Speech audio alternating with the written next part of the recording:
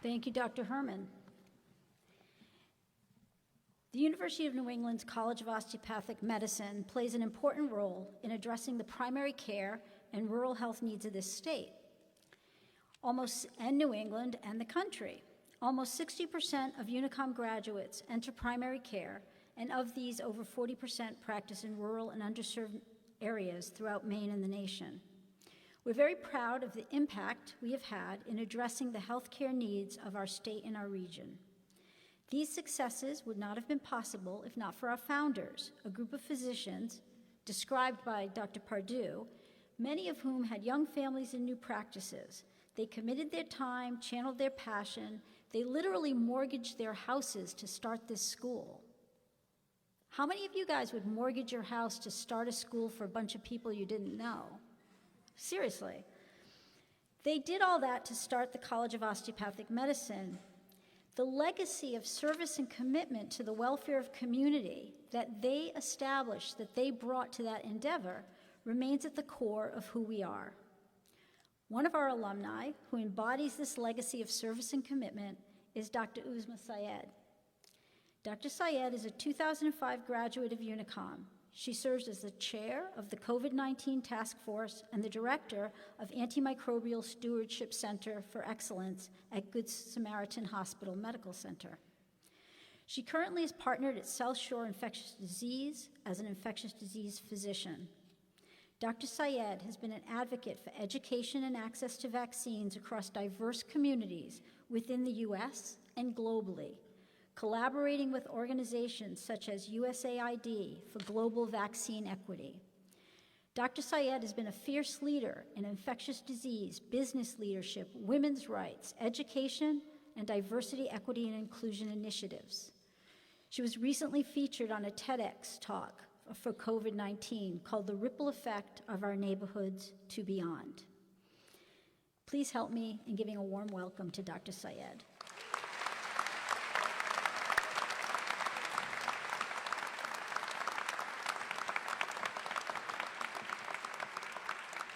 Thank you, Dean Carrero.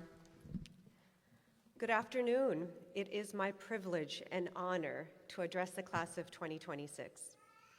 We all have our journeys in medicine, but when I sat on the other side of this podium, in your shoes, in those same seats, I never imagined that my journey would be full of the twists and turns that it has taken. By the start of the second year of my residency, I had already decided on pursuing a career in endocrinology. I felt confident in my decision, having sampled so many different specialties as a medical student and completing a traditional rotating internship, followed by my internal medicine PGY 1 year. It was a choice I had made because of my fondness for the specialty and the consistency that it provided. In August of 2007, I went into work and had my usual morning routine, working as a second-year resident on my very first day of my infectious diseases elective rotation. My first patient encounter during my elective was for someone who was presenting with a fever and weakness. Throughout my interview, I gathered a detailed history from the patient. As I further investigated, I learned that the patient had recently traveled outside of the country and had exposure to exotic animals, as well as sick contacts. As I dug deeper, I uncovered a world of possibilities, leading me down to a different path of questioning. During my physical examination, I then shifted my focus to all of the fine details, and I discovered a faint rash on that patient's abdomen that they failed to notice. As I jotted down notes, I found a slew of lab abnormalities, and my brain kept jumping from one possibility to another. I was fascinated by the disease detective I was becoming. I formulated my differential diagnosis and assessment, and I presented my plan for this patient during rounds. The possibilities were broad, ranging from viral illness to zoonosis to travel-related illness.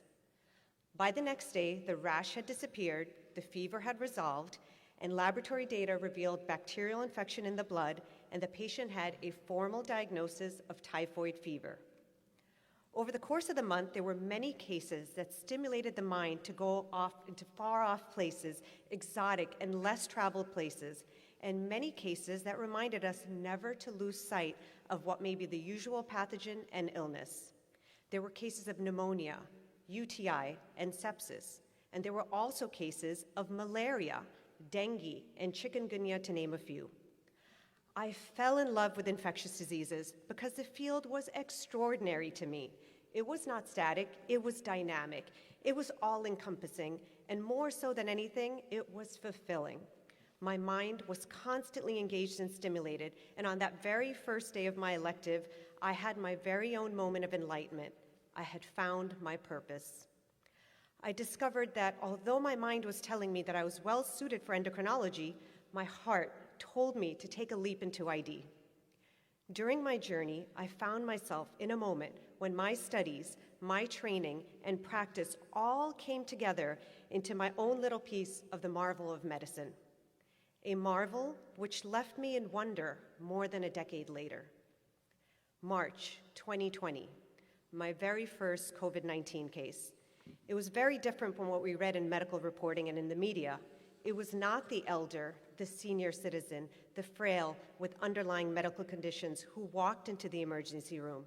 It was, in fact, a young, healthy, 20-year-old who could be any one of you sitting in this audience who was so sick and gasping for air that they needed oxygen support.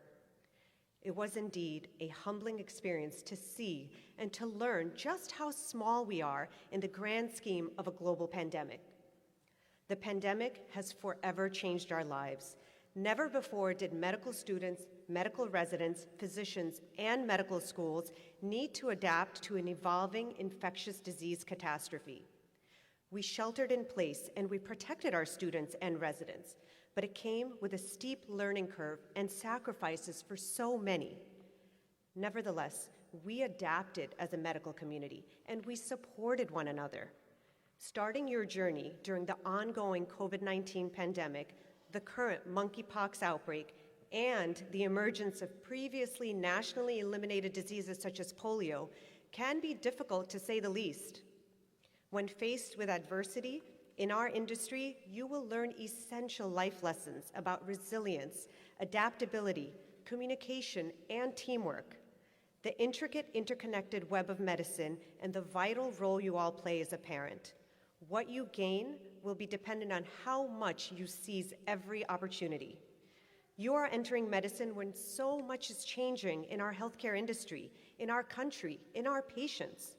Your training now will equip you to handle our usual scenarios and adapt to unusual emerging outbreaks.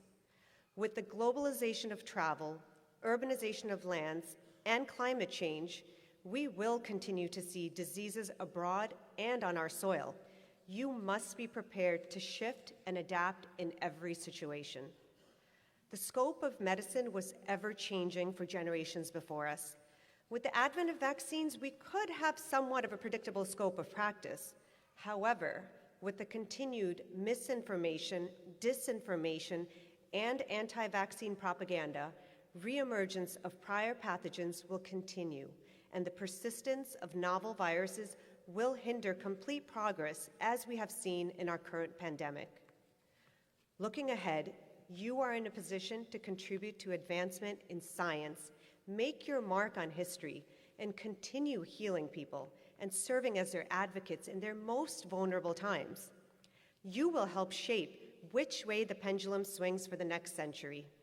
Whether it is advocating for children and their immunizations, facilitating public health emergencies, reaching people who need access to healthcare in rural areas, working with national organizations to secure treatments for patients, or establishing the next standard of care for heart disease, stroke, or diabetes, you will all play a vital role. You chose medicine because you wanted to make an impact and help people. And medicine chose you because you have the heart, the sincerity, and empathy to listen, to learn, and to heal those most in need. The road that lies ahead will be full of delight, but it will also be full of challenges. You will sacrifice your time with friends, with family, and loved ones, but you will do so knowing that this sacrifice comes with the highest reward and privilege given only to a select group of people to be able to practice this art. You have started your journey right here in one of the best institutions in this country, one that genuinely nurtures and builds the next generation of medical experts and scientific leaders. Today, please take a moment to celebrate your achievements and what is yet to come. So many people from all walks of life yearn to be in your seats, to wear your white coat, to use your stethoscope, and to apply your knowledgeable skill set, but they did not receive the same opportunity. Your seat in this room is a true gift. And with that, I leave you with a few words of wisdom. You too can have a share of the marvel in medicine in any field, no matter how or when you seek it. Stay present in every moment, physically, mentally, emotionally. The time that you have now will not be given back to you in years to come. If the pandemic has taught us anything, it is that time is precious. Take advantage of every opportunity to learn, to listen to your teachers, to your peers, and most importantly, listen to your patients. Be that patient advocate. Decide what you want your legacy to be. Continue to build and serve the medical community by investing in the future talent of tomorrow. This is part of your responsibility. Remember where you came from and always remember to pay it forward. Find ways to weave your other passions into your life. Your career may not be the only thing that defines you. And lastly, when you think your journey ends, remember, another chapter is always starting. Our journeys have no beginning, no end, only growth and passion. This is your journey. You define it. You alone hold the key to your success. It has brought you to this point in your lives. Take forward with you now the pride in your accomplishments and a hope in building a better future for healthcare. Have humility to be able to practice this art of medicine with the freedoms that we are given. Have appreciation for the mentors and sponsors and loved ones who have gotten you to this point in your life. And most of all, have love for the craft that you will grow from here on end. Thank you.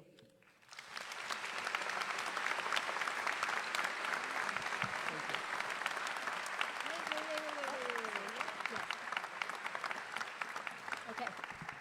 So I've been teaching at UNE since 1993, and I am constantly amazed at how fabulous and wonderful and incredible these students are. And I just look up to them, and I'm just so impressed with them. So thank you, Dr. Syed. And yes, just amazing, right? I think you passed your first OMM exam, didn't you? Sorry, I was the chair of OMM at the time. So blue lobsters are 1 in 2 million, and so are you.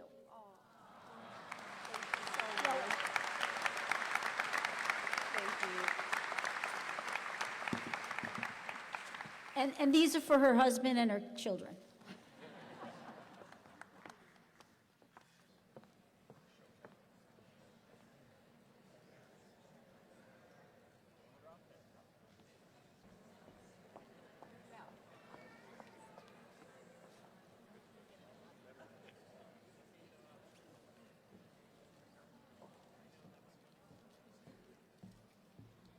Jihan Abdelkabir, Msila, Algeria.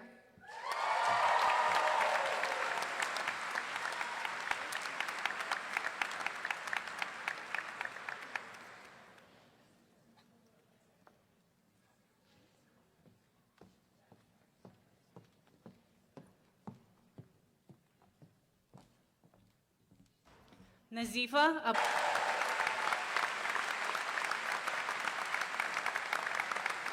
New Hampshire.